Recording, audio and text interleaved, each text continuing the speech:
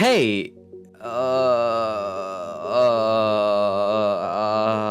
without further ado, let's get right into it. Alright, let's start with maybe the biggest factor of why so many manga have bad endings. It's because of the expectations. In short, after reading a long story and getting invested in them, the readers naturally begin to think of what the ending could be, and also theorize what it could be. Eventually, the reader would come to a conclusion that they would like, and slowly believe that is the perfect ending for it. And when it inevitably doesn't happen, their expectations aren't met, and the reader isn't happy with how it ended, and calls it a bad ending. This is bound to happen to almost every manga in existence, but I believe that this is the biggest factor to why almost every time that a manga ends, you will see people online criticizing it. For example... fuck, this is gonna get me hate. The Promised Neverland ending. I see so much online about people talking about how that ending sucked. But when I finished reading it a bit over a year ago, I thought it was okay. I mean, it hurt, it was a bittersweet ending, but everything was solved in the end, and everyone almost got what they wanted. So yeah, it's almost because of the expectations that either the author or the reader naturally builds up over time. What I mean by the first thing that I said are endings like One Piece's. Sure, it hasn't ended yet, but we all know what the ending will be. After all this time, what the fuck is in the One Piece? This is a case that is both built up by the author and natural curiosity. The author intentionally wrote that as one of the goals, and with it being shrouded in so much mystery, even after all this time, people will almost be desperate to know.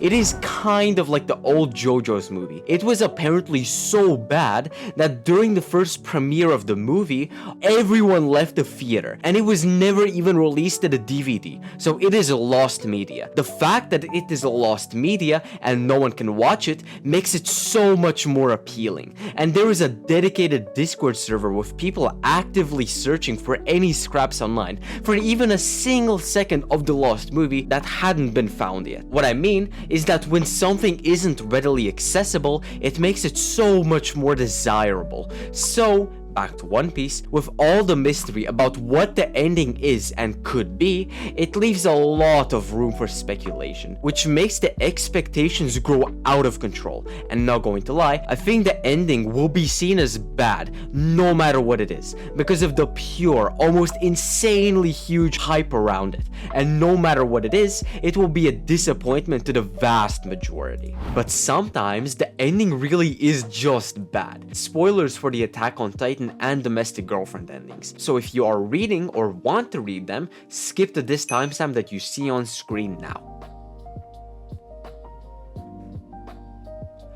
Alright, when the manga for Attack on Titan ended back in 2021, the internet went wild with how bad the ending was.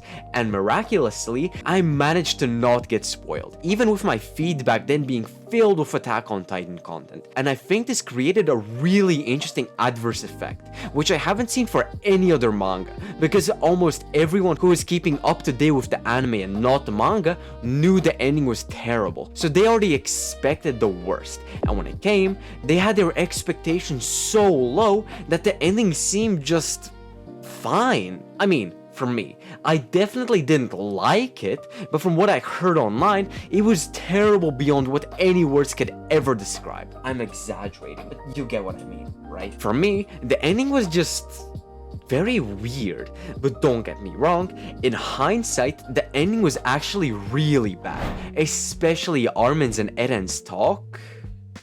Everything Eren had become throughout the story was just broken down in there. But then there's the other manga that I mentioned, Domestic Girlfriend. While truth be told I haven't read it, I've seen over and over how bad it is. And when I read online exactly what it is, I completely agree. So, just look at this. Credit to Giga. So this girl was pregnant with this guy's child, and they were getting married, but then her sister gets into a car accident and becomes a vegetable. So the girl calls off the marriage and goes her own way, and the guy goes to propose to this girl's sister who was just in a car accident and now is a vegetable. Then a time skip happens, and the girl's sister is out of a coma, marries the guy, who are now raising the girl's child. Wow, just wow. I don't think I even need to explain why this ending is so bad. If it was just cut at getting married, it would have been just fine. But no, this is a clear case of the end just being a mess and simply bad. I feel like this is a thing that I need to mention. When a series is axed, often, then, an ending will be justifiably bad, because at most they are given a few chapters to finish up the story, even if they are in the middle of an arc, so they have to rush a lot of things to give the reader something rewarding instead of just stopping it in the middle of an arc, and leaving an unsatisfactory feeling. So a lot of times, they try to finish the arc and end the story in whatever chapters they have left, so that often means a time skip. Other times, it will be an ending like Ayashimon, where the author left the story at the beginning of a big fight, so it was completely cut short, almost as if the author didn't even know it was being axed until the chapter was already done. But other times, a series immediately does bad in ratings, and the author can start preparing for the ending well before it ends. I'm mainly talking about Two on Ice,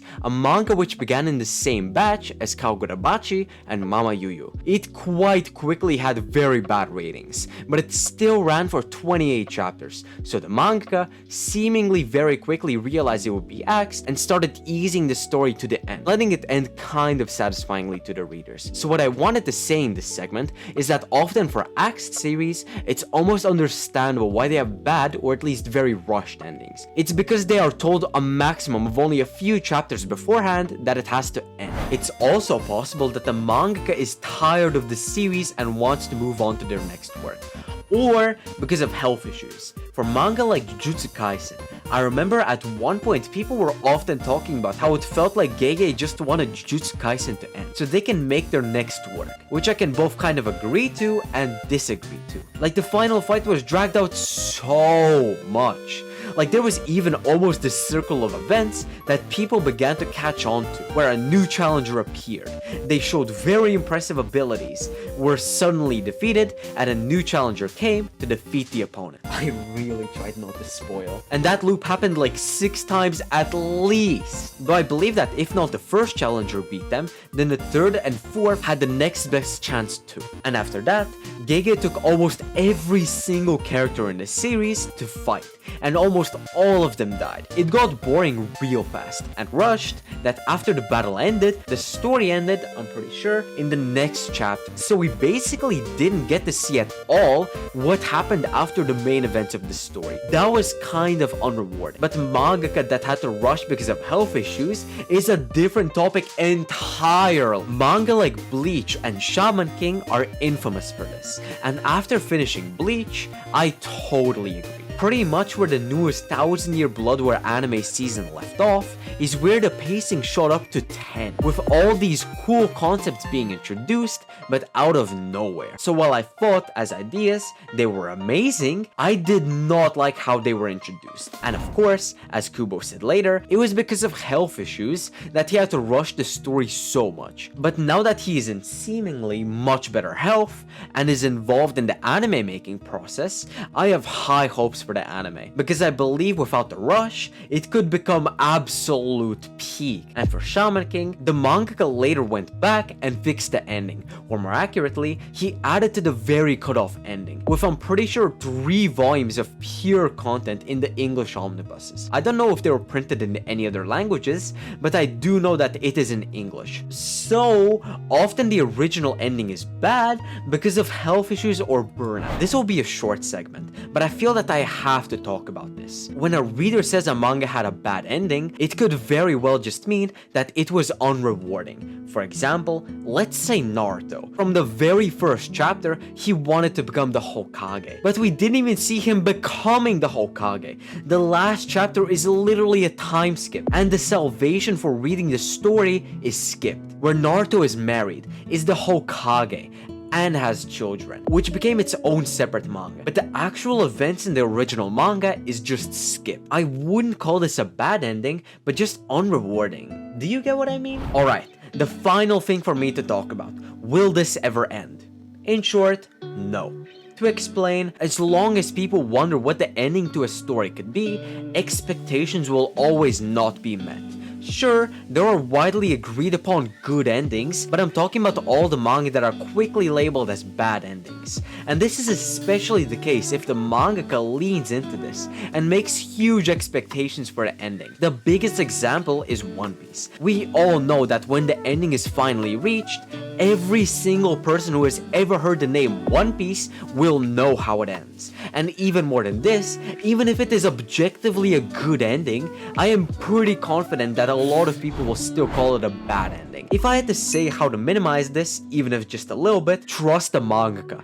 Don't fall too far into the speculation and be accepting of the endings they believe fits their story best. Though, of course, this is easier said than done. Alright, that's it for this video. If you enjoyed, please be sure to like and subscribe, and if you want to see a video in which I talked about why manga seems to be becoming shorter, feel free to click the video that you see on screen now. Anyways, I hope you enjoyed and hope to see you next time. See ya!